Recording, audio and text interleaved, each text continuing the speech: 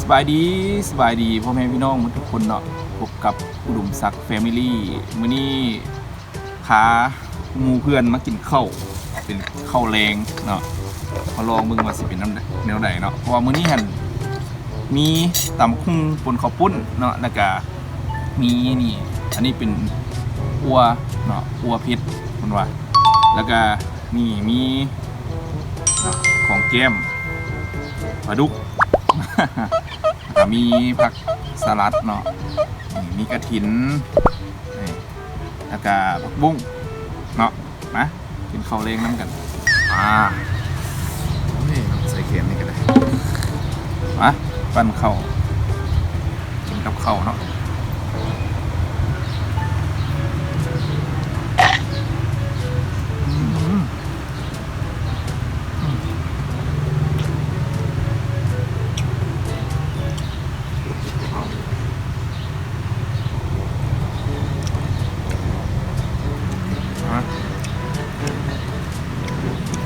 ตำข้าวปุ้นนะภาษาไทยจะเป็นตำวุ้นเส้นนะขนมจีนผมประมาณขนมจีนคันวุ้นเส้นมันจะเป็นยังไงกับวุ้นเส้นเส้นร้อนอ๋อ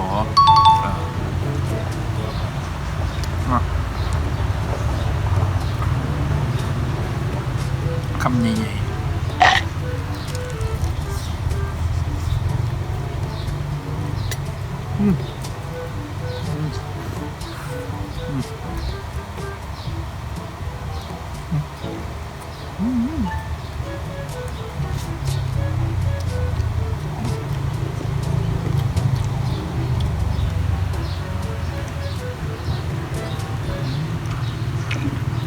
จำน้ำ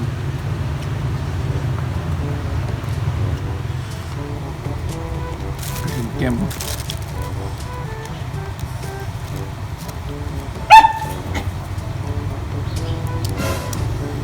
เสียงมา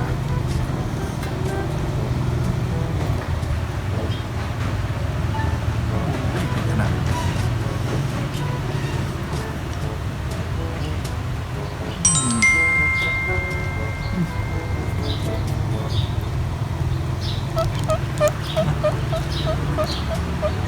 กินปลาดุก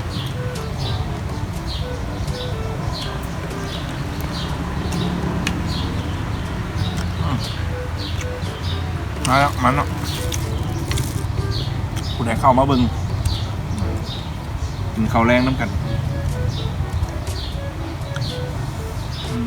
กินปลาห่อนๆเลย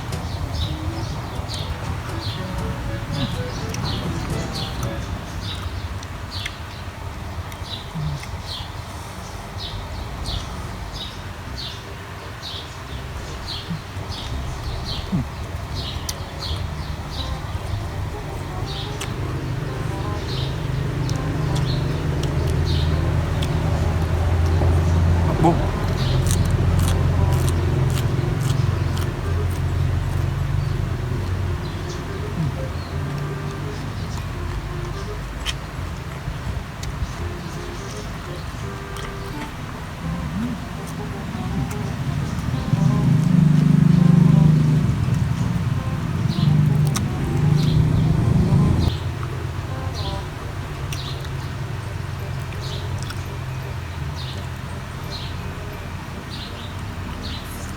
โดนแล้วเนาะไม่ได้เฮ็ดคลิปกินข้าว กินข้าวกินอาหารเนาะบ่แน่ใจว่าคลิปล่าสุดมันนี่เฮ็ดหยังกินวะ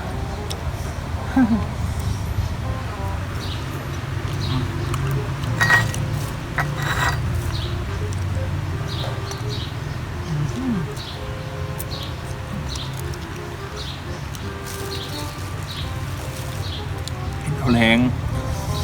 ตำมะคุ่งปนข้าวปุ้นหรือว่าตำมะคุ่งปนขนมจีนน้องหมาสิมากินข้าวนะ มา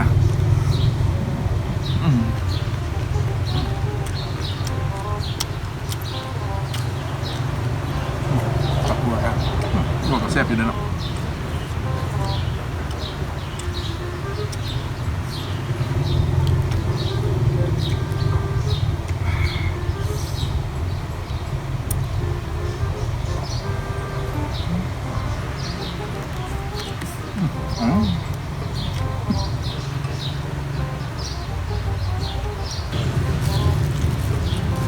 กับใกล้ยำตำบักต้องแล้วเนาะเห็นหลายๆคนก็เริ่มกินตำบักต้องหลายแล้วนะคิดว่าจักหน่อยเนาะน่าจะ EP ต่อไป คลิปต่อไปเราจะมากินตำบักต้องอีกทีหนึ่ง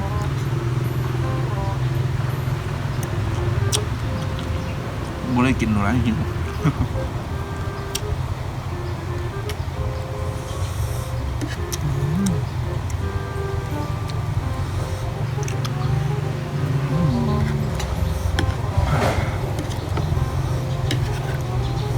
มา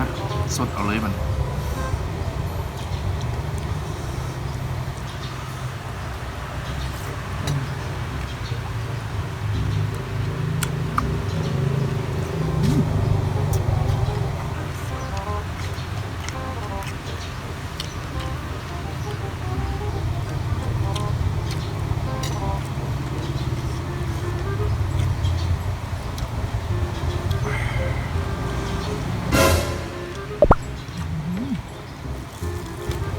โอ้ my god บ่ได้กินโดนแล้ว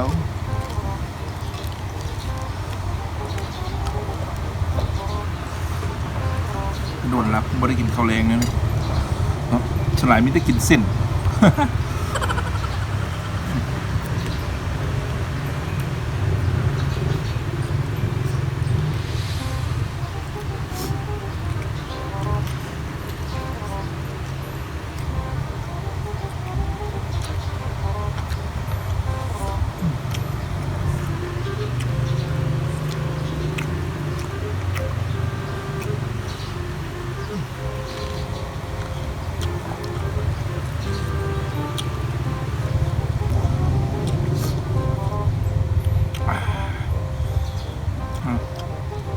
ปลาดุก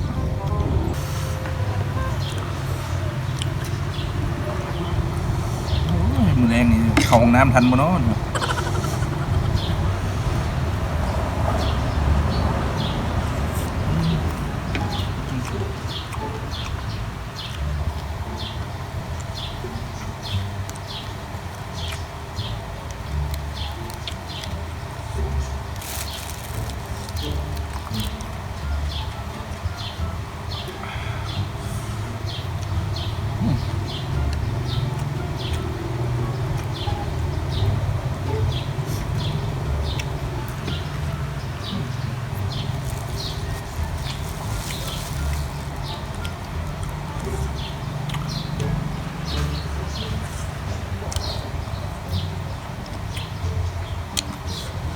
ปลาดุกก็เป็นปลาดุกพันธุ์เนาะ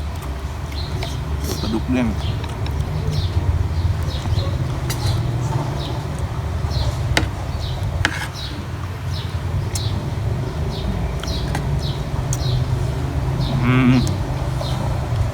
มีสีสัน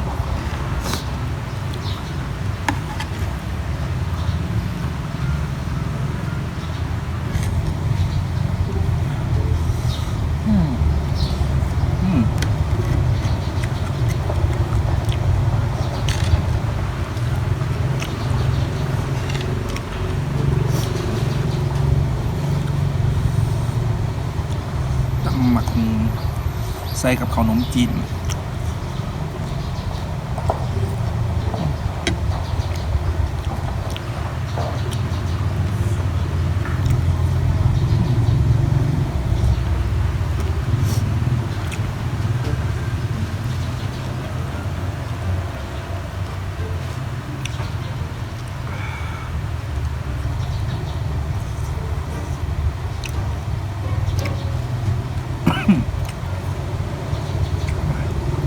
เริ่มเผ็ดเนา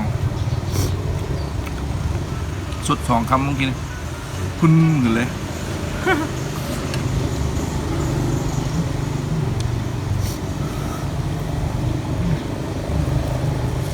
กินกับข้าวแล้ว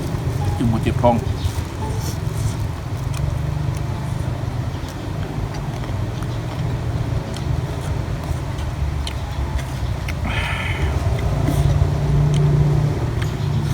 มีกระปูน้ำได้นี่เนาะ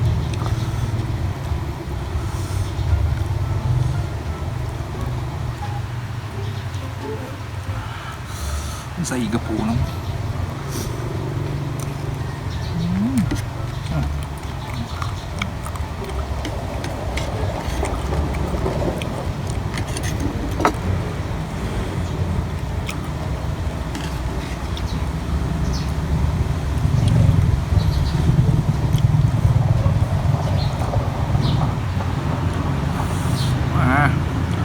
ทำเน้นๆ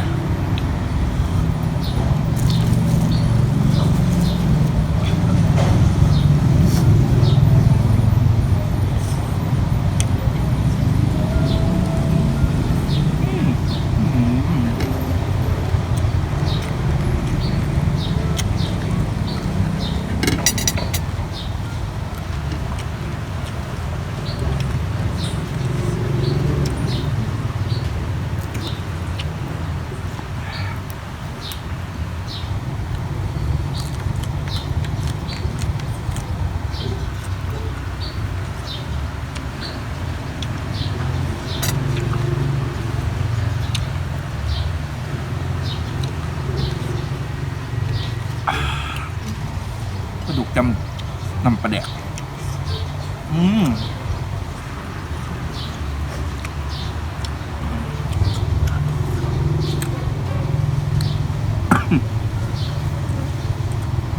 เผ็ดเนาะ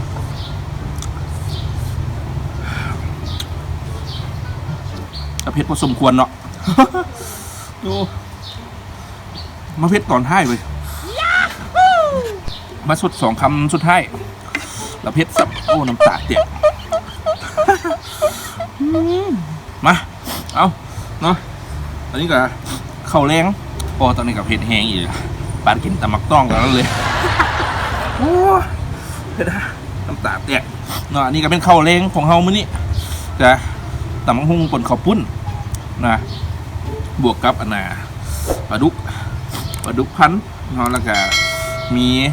อัวเผ็ดที่เรากินไปแล้วนะสำหรับคลิปนี้ก็สิได้อำลาพระจากพี่น้องหมู่เพื่อนเพียงเท่านี้เนาะฝากหมู่เพื่อนผู้ใดเข้ามาเบิ่งก็ฝากกดไลค์กดติดตามเนาะซองของเฮาเด้อเพื่อสิได้เป็นกำลังใจให้เฮาเฮ็ดคลิปต่อไปเนาะสำหรับคลิปนี้ก็สิได้จบเพียงเท่านี้เนาะพบกันใหม่ขอโทษอะไรขอโทษหมู่เพื่อนเลยนะเนาะเผ็ดแห้งแล้วก็พร้อม เอาได้ลาไปก่อนเจอกันใหม่ในคลิปต่อไปเนาะสำหรับวันนี้ลาไปก่อนสบายดี